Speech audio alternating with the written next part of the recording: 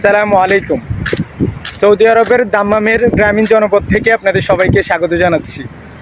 আজকে আপনাদেরকে দেখাবো সৌদি আরবের দাম্মামের এই গ্রামীণ জনপদে বিদ্যুতের খুঁটিবিহীন বিদ্যুৎ।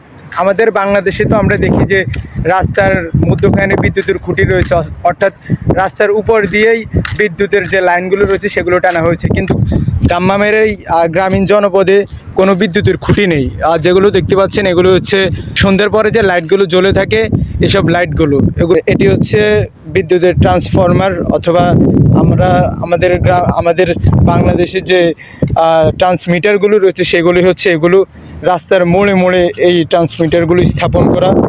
এটি হচ্ছে বিদ্যুতিক ট্রান্সফরমার অথবা বিদ্যুতিক মিটার, যেগুলো রাস্তার মোড়ে মোড়ে এভাবে ইনস্টল করা রয়েছে। আমাদের বাংলাদেশে তো আমরা দেখি যে এই ট্রান্সমিটারগুলো এভাবে খাম্বার মধ্যে থাকে, এরকম বড় বড় খাম্বা থাকে যেগুলো রাস্তার মধ্যখান দিয়ে চলে গিয়েছে। ভিডিওটি যদি আপনাদের ভালো লেগে থাকে অবশ্যই ভিডিওটি শেয়ার করে দিবেন। ধন্যবাদ সবাইকে।